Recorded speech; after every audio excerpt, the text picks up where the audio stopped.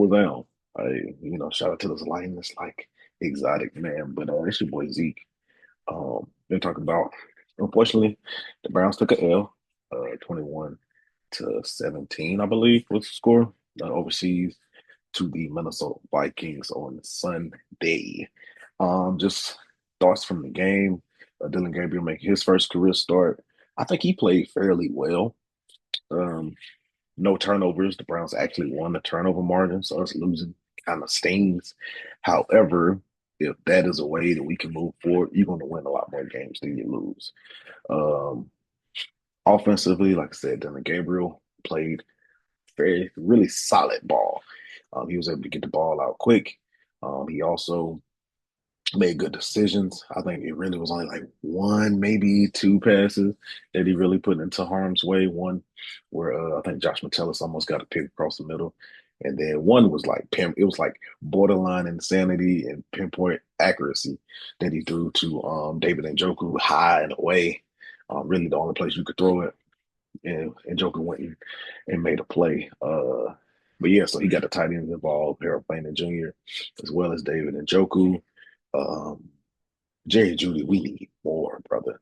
Between him, like I need Kevin to dial it up more for him, and I need him to make the plays that are there for him to make because we have no explosiveness on the outside or over top.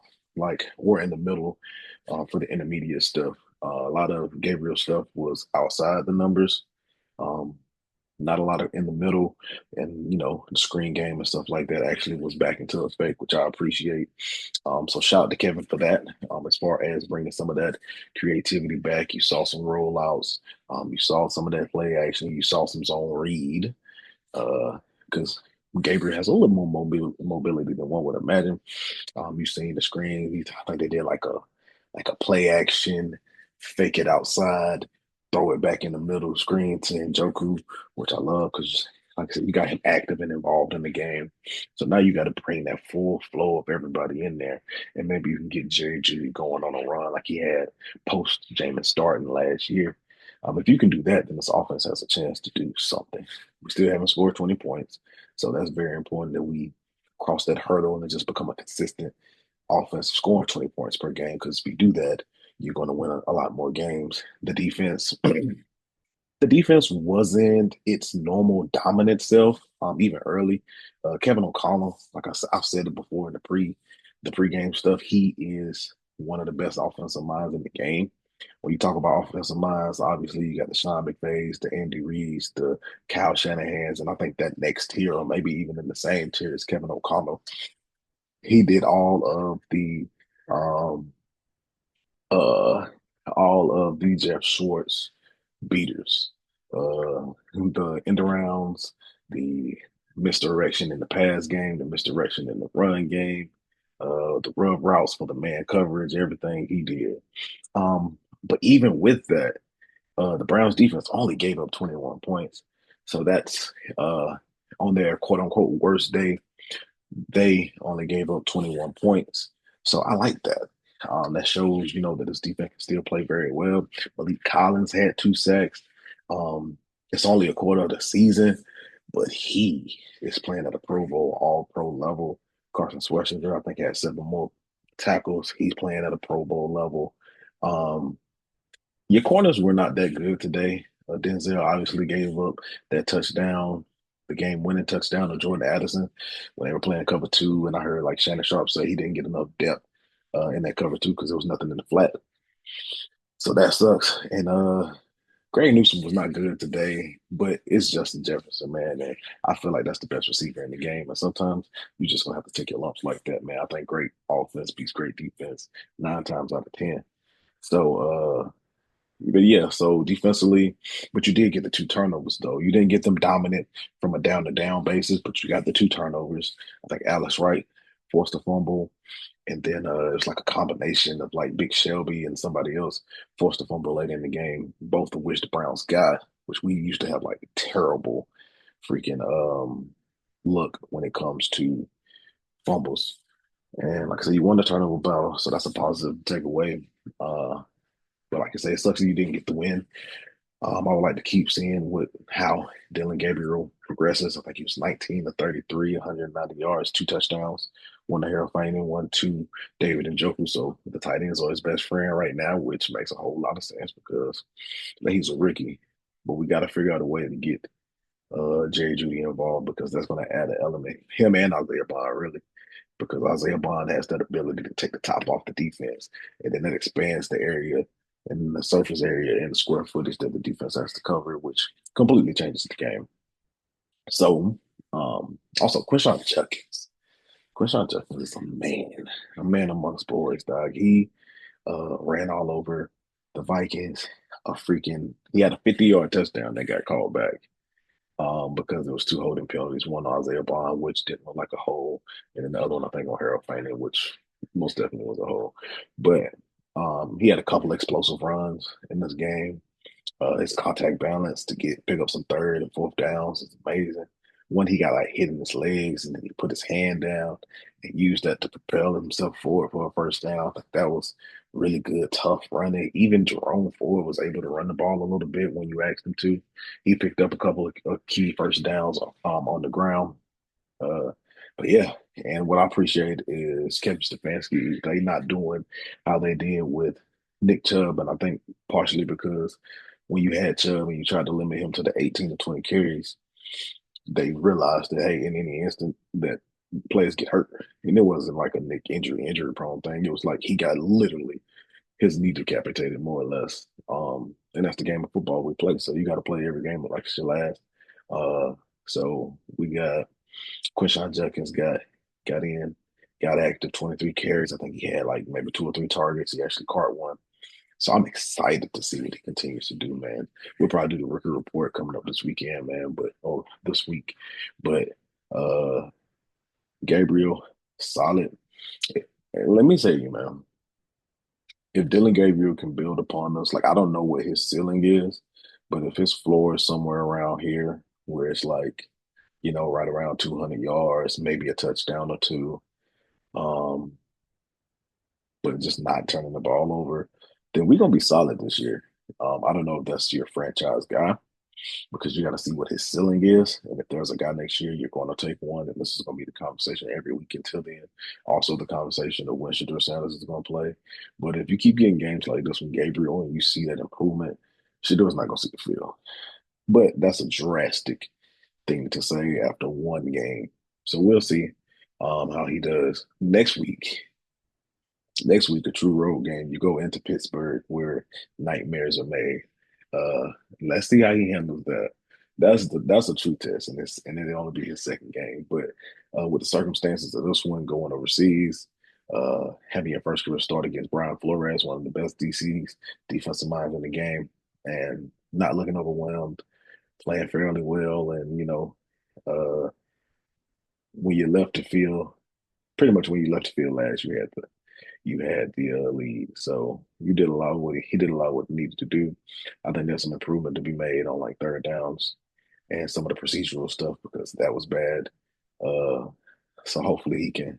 That's some of the improvement I want to see for him next week. But with that being said, uh, good ass game. Hated the outcome, but the process to getting there wasn't so bad. I'd like to see Stefanski go a little more aggressive in the second half. Well, not even a little more aggressive because he kind of went aggressive and he was getting killed for it. Like the possession before the Addison touchdown, they only ran 11 seconds off the clock. But part of it is that Minnesota had three timeouts. So they ran the ball, they stopped them, they called a timeout. Then the second down, they passed it and didn't get it. No, or maybe like first down they passed it. But like here's the thing. That was probably one big mistake that Dylan Gabriel made. And I believe this is around the same time. I think I'm talking about the right moment. It was a boot right, and he had I think he had Jenkins in the flat. It was a boot right. Yeah, it was boot right. He had Jenkins in the flat. And he just put too much sauce on it. Like way too much sauce. And if you throw that a little lighter, maybe you get a first down, maybe you get a couple yards, who knows? But the clock keeps running. They got to call the timeout. And then on third down, whatever you do, I think I'm thinking about something different. because I think we ran it twice. They called two timeouts, boom, boom, and then after that, it was third down. We passed it because yeah, Vilma was like, "Hey, yeah, we passed it." Then Vilma was like, "Man, we should have ran and maybe called that third timeout, but you didn't, and now you got to play." Yeah, that's what happened. My bad. Players mess up. It's been a long weekend. It's been a long weekend.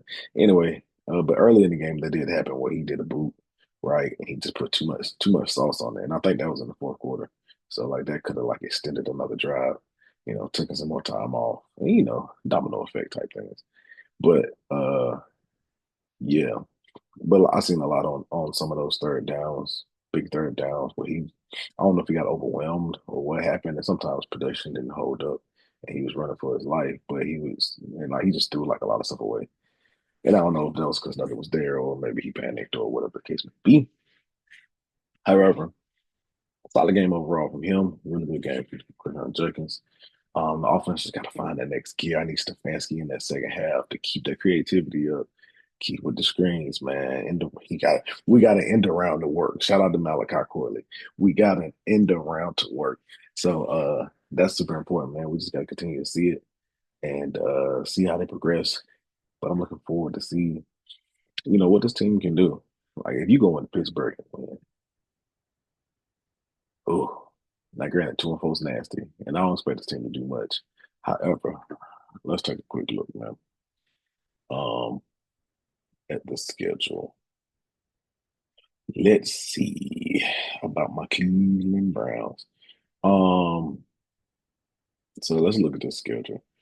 All right, let's play the schedule game. So if you somehow go into Pittsburgh and beat the 3-1 division leaders, Steelers, if you beat them off a bye week, you coming from London with a rookie quarterback. You ain't won there in 22 years. I think it's 22 years in the regular season. If you get that dub, that's the type of dub that can propel this team forward, like for real. Let's just say, hypothetically, if you can get that dub, you're 2-4. You get the Dolphins at home. The Dolphins are not good. The defense is bad. Rico Dowdle just ran for 200 on them. That's 3-4. Then you get the Patriots. The Patriots are actually pretty solid in Foxborough. That's going to be a tough one, but I think it's a winnable game. Then that's just say you lose that one. That's 3-5. Then you play the Jets on the road. That's 4-5. Then you play the Ravens at home, who you usually get a dub against. That's 5-5. Raiders on the road, 6-5. Then you got the Niners. That's gonna be a tough one. That's gonna be a super tough one. But it's in Cleveland, so you can get like 6-6. Then you play the Titans at home, 7-6. Right. Then you play the Bears on the road. Maybe you can win that one 8-6. The Bills, you lose that one 8-7. You got the Steelers at home. You're probably gonna split with them. That's like 8-8. So that'll put you in like a position to potentially be playing a week 18 game to get to 9 wins, which may or may not have you may or may not be playing against Joe Burrow in the Bengals. And I know that is very optimistic. But that's in a world where you have a rookie quarterback that goes into Pittsburgh and wins.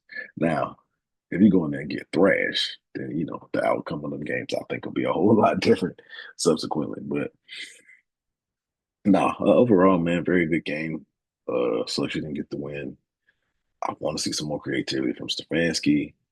Defense button it up, man. Y'all got the turnovers, but y'all didn't play as well down to down. If y'all could play as well down to down as y'all played against basically everybody else, minus like the second half of Baltimore, if they can play as well down to down there and then get turnovers too, this defense would be freaking amazing and will be the best in the league, truly. Not just on a per play basis, but kind of like overall do some of the stuff like Houston does. Houston's very good on I think on both of those. Um, but yeah, protect the ball, play the defense, run the ball, should be good, man. But that's it for you, boy. Bro.